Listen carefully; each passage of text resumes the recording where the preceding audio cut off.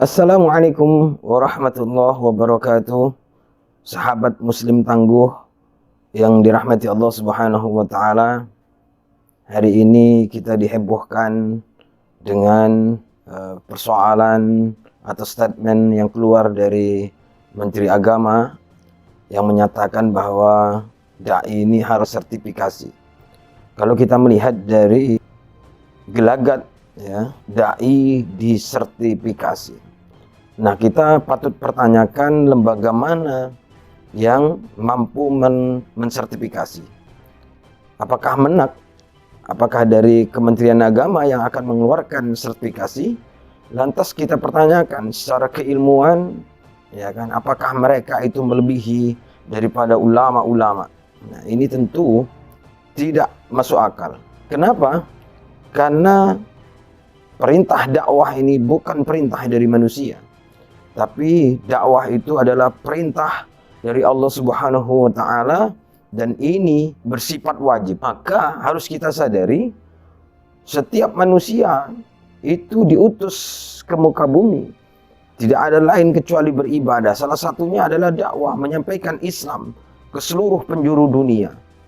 Maka dari itu sungguh aneh kalau dai itu disertifikasi. Atas dasar apa, urgensitas apa kok dai harus disertifikasi?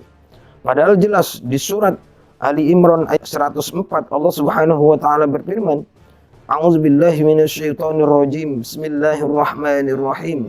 Wal takum minkum ummatun yad'una ilal khair wa ya'muruna bil ma'ruf wa yanhauna 'anil munkar wa ulaika humul muflihun. Jelas di sini Allah Subhanahu wa taala memerintahkan, maka hendaklah ada wal takum minkum di antara kalian segolongan umat yang diperintahkan untuk menyeru kepada kebaikan.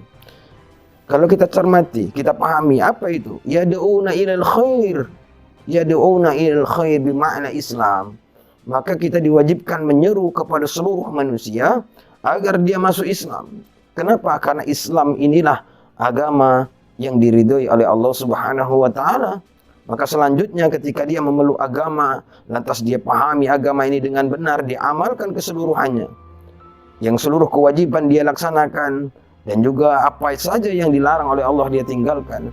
Maka insya Allah dia akan salah satu yang disebut di ujung ayat oleh Allah Subhanahu wa taala, wa ulaika humul muflihun, maka dialah orang-orang yang beruntung. Maka aktivitas dakwah ini tidak bisa dibatasi. Wa ya'muruna bil ma'ruf, mengajak kepada yang baik. Seluruh kewajiban kita ajak, jalankan seluruh kewajiban tanpa kita ada pilihan untuk memilih-milih. Yang kedua, wa yanhauna 'anil munkar, dan mencegah seluruh kemungkaran. Apa saja yang diharamkan oleh Allah maka segera tinggalkan. Wa ya'muruna bil ma'ruf, apa saja yang telah diwajibkan kepadamu, kepada manusia, maka bersegeralah untuk dilakukan. Wa yanhauna 'anil munkar, dan apa saja bentuk-bentuk maksiat, bentuk-bentuk apa yang diharamkan oleh Allah Subhanahu wa taala, maka segera ditinggalkan. Wa ulaika humul muflihun, maka sesungguhnya dialah orang-orang yang beruntung. Maka jelas ini adalah perintah dari Allah Subhanahu wa taala terkait aktivitas dakwah. Dakwah ini kewajiban sekalipun kita ini mempunyai ilmu yang tidak terlalu luar biasa. Karena ini perintah, maka ada maklumat dari baginda Rasulullah sallallahu alaihi wasallam, balighu anni walau ayah, sampaikanlah olehmu walaupun engkau paham satu ayat. Maka jelas perintah dakwah itu tidak harus nunggu bertitel profesor doktor, tidak harus dia menjadi mufassir, ahli tafsir, ahli fikih, tidak. Ketika dia sudah memahami satu ayat, dia pahami benar-benar dan dia amalkan, setelah itu ada perintah untuk mendakwahkannya. Maka sertifikasi ini juga harus ditolak. Tidak ada urgensitas karena perintah dakwah itu adalah perintah dari Allah Subhanahu wa taala. Semoga bermanfaat. Assalamualaikum warahmatullahi wabarakatuh.